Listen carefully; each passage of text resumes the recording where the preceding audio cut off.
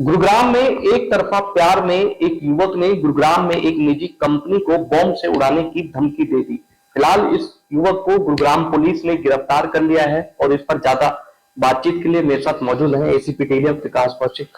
किस तरीके से देखते हैं सर, एक निजी कंपनी को बॉम्ब से उड़ाने की धमकी दी गई थी, फिलहाल उस आरोपी को गिरफ्तार कर लिया है, कितनी मशक्कत जो है वो पुलिस को कर रही देखिए, पढ़े लिखे व्यक्ति हैं, 29 साल इनकी उम्र है और किसी महिला के साथ इनकी रिलेशनशिप थी। जब ब्रेकअप हो गया तो उसके बाद सिर्फ इसी मंशा से कि महिला अगर परेशान होगी तो शायद दोबारा रिलेशनशिप एस्टेब्लिश कर ले, इस मंशा से इन्होंने ये काम किया। इनको पता लगा कि इस महिला का एक निजी कंपनी में इंटरव्यू है और उस इंटरव्यू को टालने की नीयत से इन्होंने एक फर्जी ईमेल आईडी बनाई और एक ईमेल पोस्ट की कि बिल्डिंग को बॉम्ब से उड़ा दिया जाएगा।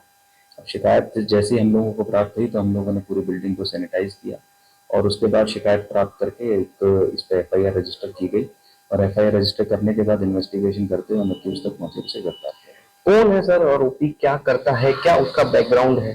अनिकेत पौल नाम है, कोलकाता के रहने वाले, 29 साल उम्र है और लीगल बैकग्राउंड से है। लंदन से एलएलएम किया है, किसी निजी कंपनी में अभी काम भी करते हैं और महिला के साथ 1-1.5 साल से रिलेशनशिप था, जितना भी शुरुआती तौर पर हमें पता लगा है। और ब्रेकअप होने के बाद दोबारा से रिलेशनशिप बनाना चाहते थे और इसी नियत से इन्होंने ये सब किया। सर, आरोपी जो युवक है उसको किस तरीके से पता लगा कि युवती का जो इंटरव्यू है वो इसी कंपनी में? देखिए, ये अभी युवती के संपर्क में थे और कुछ कॉमन सर्कल भी था तो उसी के थ्रू इनको पता लगा कि उनका इंटरव्यू है और इनको लगा कि भाई इंटरव्यू टालने का सबसे आसान तरीका यही है कि आप एक फर्जी ईमेल डाल दीजिए ताकि बिल्डिंग को खाली कराया जाए, क्योंकि हमारी एसओपीज फिक्स्ड हैं। तो ऐसी कोई सूचना आती है तो हम लोग सारी एसओपीज फॉलो करते हुए पूरी बिल्डिंग को सैनिटाइज करते हैं। तो इनको ये सबसे आसान तरीका लगा और उन्होंने अपनाया। सर, यूपी से गुरुग्राम पुलिस ने बातचीत की है, क्या उससे पता लग पाया है कुछ?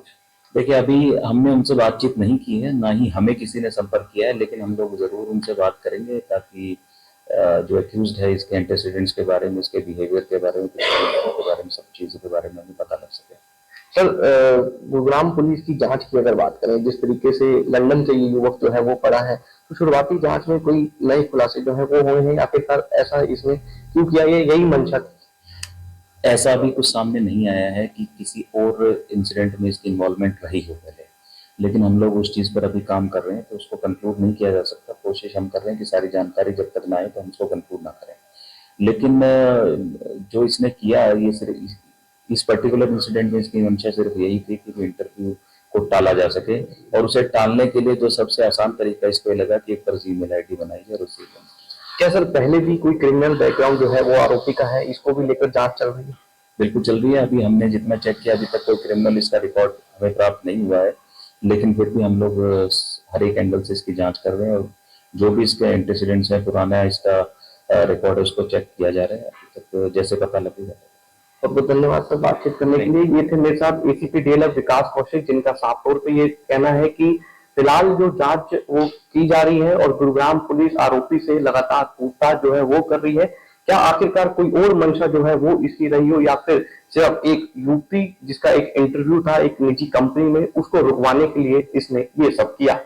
गुरुग्राम से जनता टीवी के लिए आकाश खुराना।